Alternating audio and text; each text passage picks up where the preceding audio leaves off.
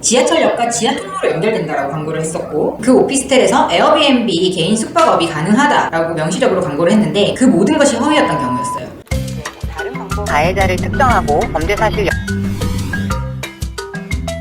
안녕하세요. 부동산 전문 변호사 쪼변입니다. 오늘은 상가, 오피스텔, 분양계약 덜컥 했다가 나 이제 해지하고 싶어요 이럴 때 어떻게 하면 되는지 상세하게 말씀드릴게요. 큰 길가만 지나가봐도 각티슈 들고 이 상가 분양, 오피스텔 분양, 모델하우스만 한번 보러 오세요 이렇게 광고하는 거 많이 보이시죠? 그런데 따라 들어가서 설명만 한번 들으면 된다, 휴지 받을 생각에 들어갔다가 수익률 너무 좋고 입지 너무 좋고 이거 노후 대비로 하나 장만해 놓으면 절대 후회 없다 이런 설명 듣고 덜컥 계약서 작성하시고 계약금 넣는 경우 왕왕 있습니다. 매달 월세가 꼬박꼬박 들어온다는 말 믿고 이게 가격이 상승할 거라는 말 믿고 계약을 했다가 돌아서서 살펴보니 그게 아니더라, 아니면 내 경제적인 사정으로는 감당할 수 없는 계약을 덜컥 했는데 해지 가능할까요?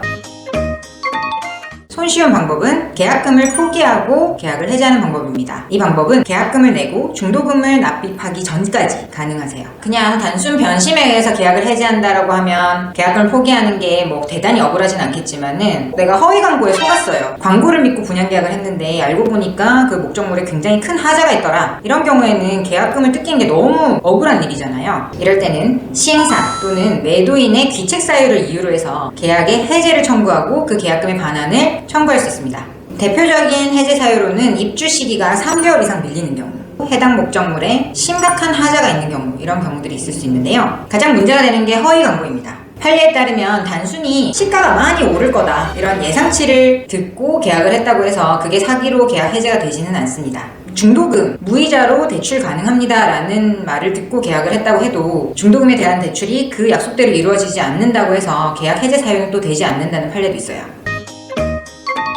시행사 또는 매도인의 귀책 사유가 인정되기 위해서는 사기죄가 성립할 정도의 아주 높은 기만이 이루어져야 되는데요. 그것을 정하는 기준이 뭐냐면 판례상 표현에 따르면은 다소 과장된 허위는 용인이 된다. 그러니까 계약 해제가 안 된다는 뜻이죠. 그런데 중요한 사항에 대한 허위는 기망행위로 인정이 됩니다.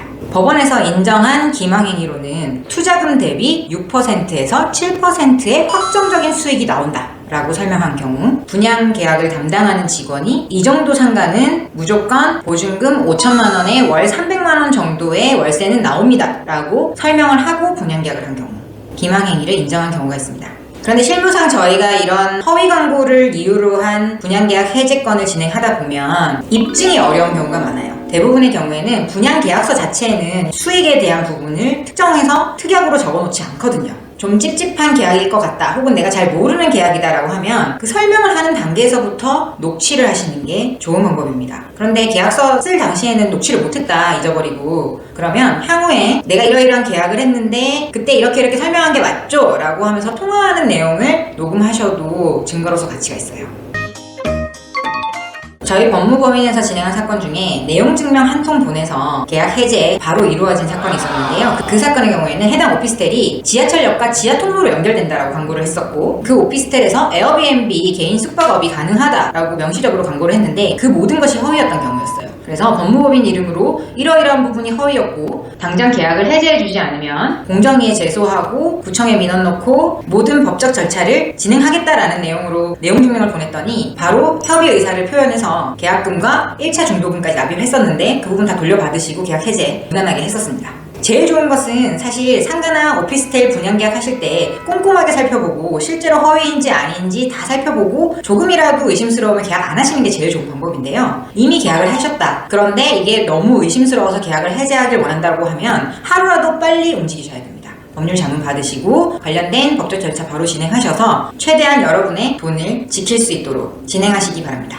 앞으로도 부동산에 관련된 법률 지식 많이 전달해 드리도록 하겠습니다. 감사합니다.